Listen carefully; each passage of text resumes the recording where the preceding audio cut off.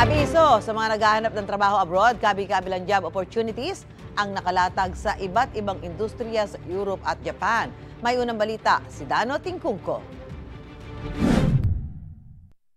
Healthcare, construction, manufacturing, hospitality, household service at iba pa. Ilan lang yan sa mga trabahong naghihintay sa iba't ibang bansa sa Europa.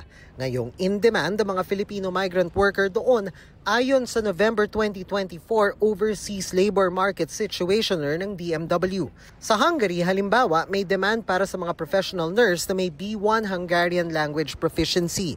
Mas mataas ding demand sa Austria ngayon para sa mga qualified migrant worker. May mga job opening din sa Czech Republic, Germany, Romania, Finland, Slovenia at Croatia.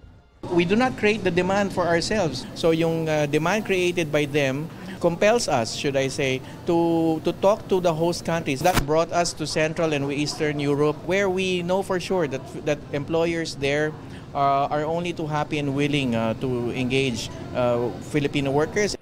May mga alok na trabaho rin sa Asia.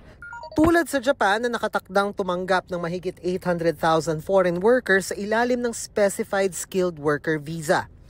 May mga oportunidad din para sa mga Pilipinong papasok sa Japan sa ilalim ng Technical Intern Training Program. Ayon sa DMW, nananatiling suitable labor market para sa mga Pilipino ang Japan dahil sa safety at stability at estrikto at diretsahang mga labor law. Kabilang ang Japan at mga bansa sa Europa sa mga itinampok sa unang edisyon ng Overseas Labor Market Situationer na inilunsad ng DMW. Quarterly raw planong maglabas ng DMW ng Overseas Labor Market Situationer na mababasa sa kanilang social media at website. Paalala ng ahensya sa mga interesado mag-apply, huwag pumatol sa mga job offers sa social media at makipag-ugnayan sa DMW mismo para hindi maloko. At tabayanan yung kaukulang anunsyo, syempre, this will go the way of safe and ethical legal recruitment. We look into all of these things, yung regulation in the name of safety and ethical recruitment ng ating mga work protection. No? Klarong-klaro ang announcement ng ibang bansa pagdating sa placement fee.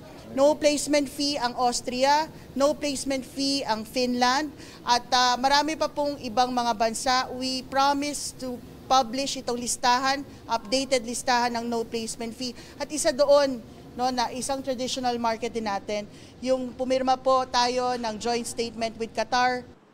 Ito ang unang balita, Dano Tingkungko para sa GMA Integrated News.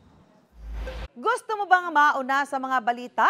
Mag-subscribe na sa GMA Integrated News sa YouTube at tumutok sa unang balita.